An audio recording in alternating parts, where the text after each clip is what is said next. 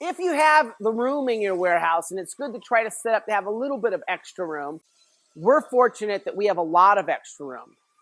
You can take advantage of that room by having spare machines. We have spare beverage machines, spare snack machines.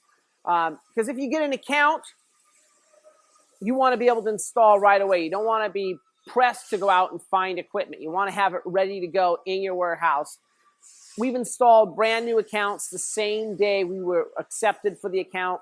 We were able to get our machines ready, put them in that day because we had them in our warehouse. And it's made the difference between us getting some of our best accounts and not getting them because we were ready to go.